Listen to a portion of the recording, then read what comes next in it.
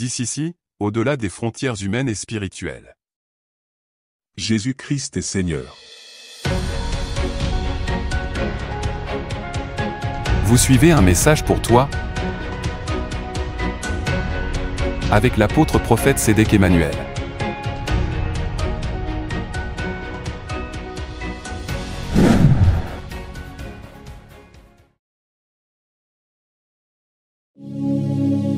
Shalom à toi qui m'écoutes, que la paix du Seigneur soit avec toi et que Dieu te bénisse en abondance et qu'il te fasse énormément de bien au nom précieux de Jésus-Christ de Nazareth, le ressuscité et qui revient bientôt. Permets-moi de prier en introduction. Père de grâce, de vérité, d'amour et de fidélité, nous voulons te célébrer pour tes bontés à notre égard. Nous te disons merci Seigneur parce que tu ne manques pas de nous prouver véritablement ton amour en tout temps et en toutes circonstances, sans oublier en tout lieu. Que ton nom soit béni, élevé, magnifié et exalté et que la gloire et l'honneur te reviennent. Nous bénissons toutes les personnes qui entendront ce message de cette semaine et que ta grâce surabonde dans leur vie au nom de Jésus.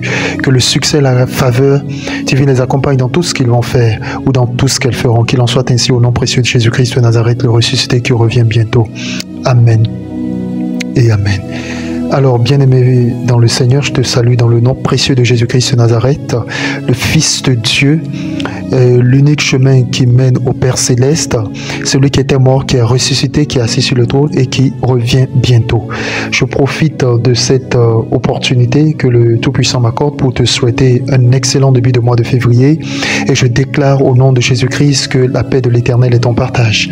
Alors, le message que j'ai pour toi cette semaine est d'abord basé sur le thème prophétique du mois de février. En ce mois de février, le Saint-Esprit nous conduit avec le thème prophétique suivant, multiples grâces divines. En d'autres termes, il y a de multiples grâces divines qui sont en partage au courant de ce mois au nom de Jésus. Si tu crois, véritablement ce sera ton héritage.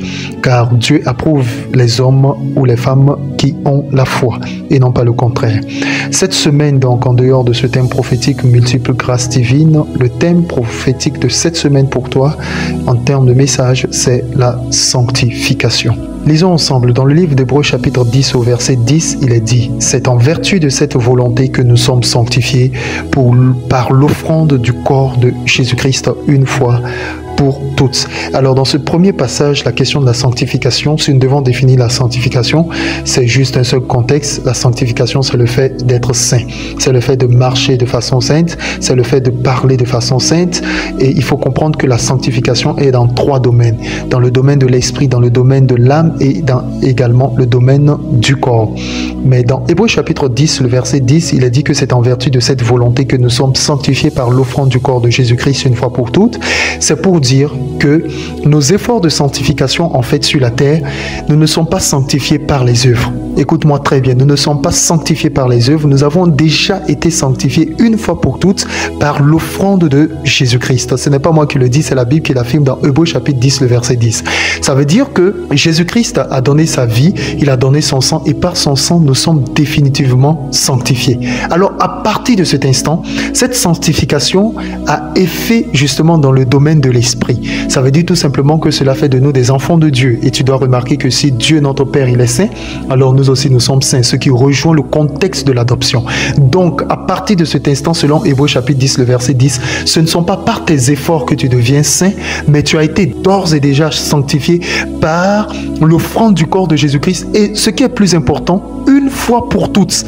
C'est-à-dire que Jésus-Christ a donné son sang une fois pour toutes, tu es sanctifié, c'est terminé. Et cette sanctification consiste au fait que tes péchés passés, présents et futurs ont déjà été pardonnés et pris en compte.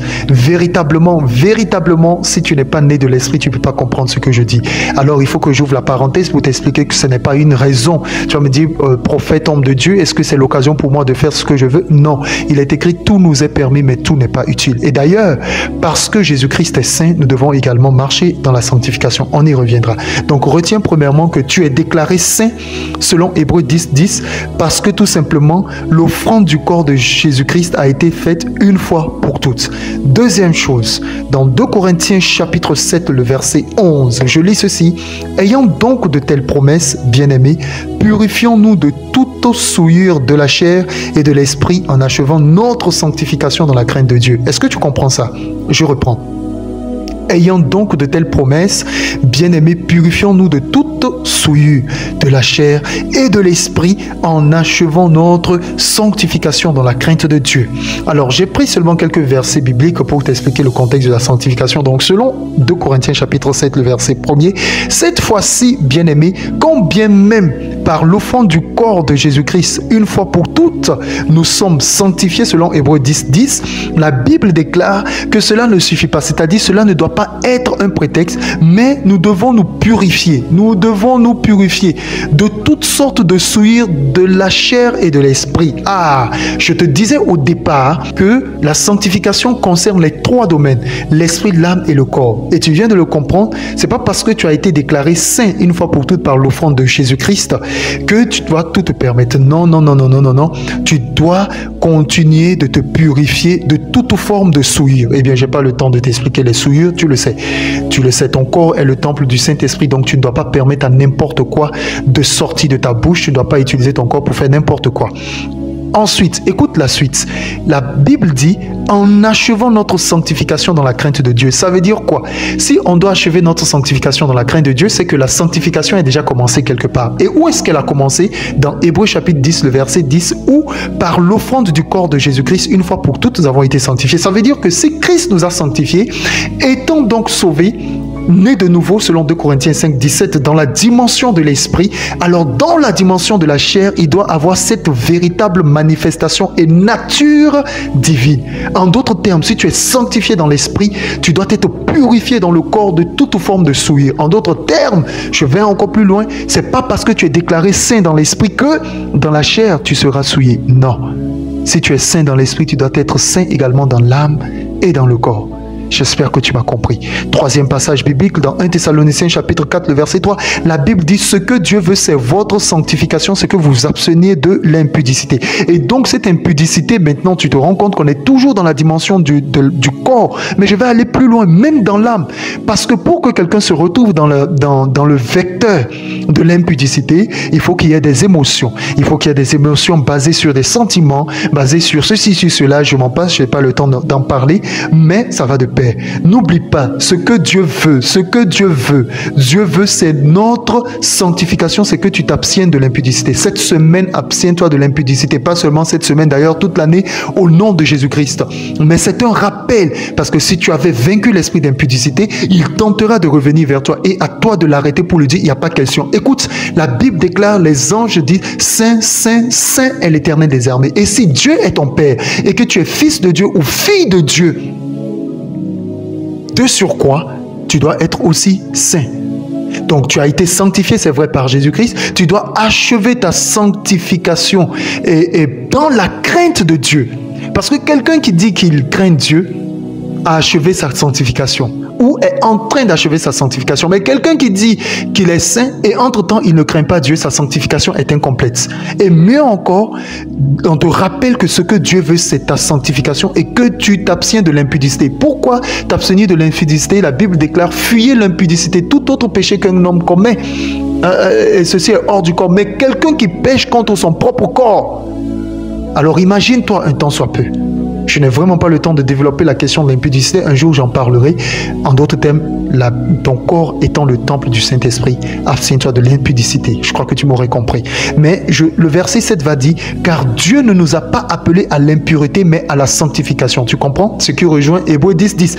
Dieu a accepté l'offrande du corps de Jésus-Christ qui t'a sanctifié une fois pour toutes. Donc Dieu t'appelle à la sanctification et non pas à l'impureté. C'est pas une manière de dire je suis sauvé, tout m'est permis. Non frère, attention à là où tu mets tes pieds, attention à ce que tu dis, attention à ce que tu fais. Et si tu tombes, relève-toi parce que si tu es encore vivant, tu as la possibilité de marcher à nouveau dans la crainte de l'Éternel. Amen. Et je termine avec Hébreux chapitre 12, le verset 14, un beau texte biblique qui dit ceci: recherchez la paix avec tous et la sanctification sans laquelle personne ne verra le Seigneur.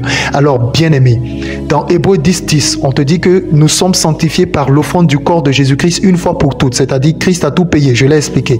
Dans 2 Corinthiens chapitre 7, le verset 1, on dit que nous devons achever notre sanctification dans la crainte de Dieu. Donc, non seulement Christ a tout payé, nous sommes déclarés saints, mais nous devons continuer à marcher dans la sanctification et par la crainte de Dieu. C'est-à-dire, c'est parce que je crains Dieu que je ne commets pas certains actes immoraux, même si j'ai la possibilité, je voulais le faire, mais par crainte de Dieu. Ça te rappelle qui dans les Saintes Écritures? Ça te rappelle Joseph. Joseph aurait dit, si tu lis l'histoire de Joseph, en face de la femme de Potiphar, il a dit, comment commettrais-je un tel péché aux yeux de mon Dieu? Selon les versions. En d'autres termes, c'est parce que Joseph craignait Dieu.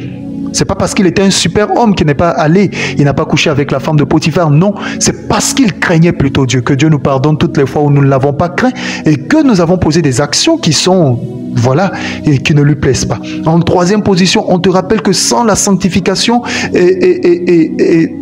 et comment ça s'appelle? Que ce que Dieu veut, c'est ta sanctification. Donc frère, Dieu veut que tu sois sanctifié. Cette semaine, c'est vraiment ma prière pour toi au nom de Jésus. Fais l'effort, car il ne nous a pas appelés à l'impureté. Et enfin, il te dit, recherche la paix avec tous et la sanctification sans laquelle personne ne verra le Seigneur. Alors tu es prévenu, tu veux voir Dieu, marche dans la sanctification, vis la sanctification, confesse la sanctification, proclame la sanctification. Que cette semaine soit pour toi une semaine bénie. Que Dieu te bénisse abondamment, qu'il te fasse du bien.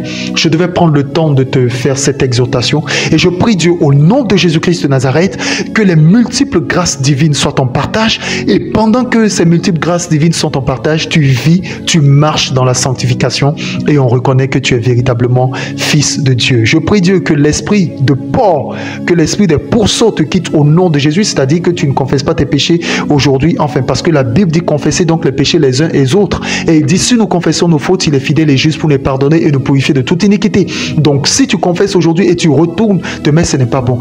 Celui qui confesse ses fautes ou ses péchés et les délaisse obtient miséricorde. Confesser et délaisser. Délaisser signifie abandonner. Tu ne confesses pas aujourd'hui et puis après, demain tu retournes, tu reviens confesser. De qui se moque-t-on? La Bible dit dans Galates 6, on ne se moque pas de Dieu, ce qu'un homme aura semé, il le moissonnera. Donc tu confesses et tu abandonnes. Je déclare et confesse au nom de Jésus-Christ qu'à partir de cette semaine, que tu vives la sanctification, que tu marches dans la sanctification. Et ainsi tu pourras te préparer véritablement au retour de notre Seigneur Jésus-Christ. Demeure béni et comblé. L'Esprit du Seigneur me dit que ça va te valoir d'arrêter de mettre tes pieds dans certains endroits souillés. Ça va te valoir de perdre certaines relations.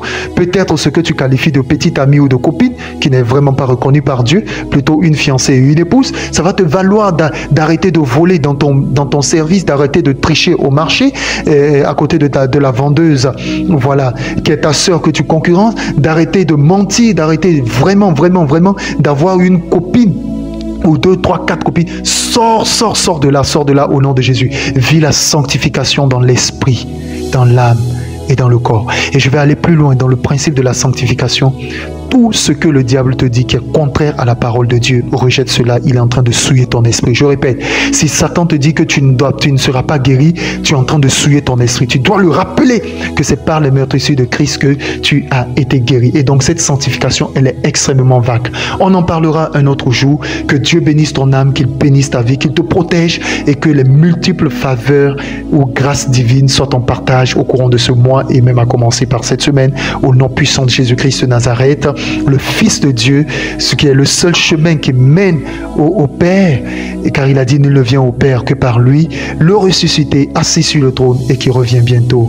Amen et Amen. Shalom.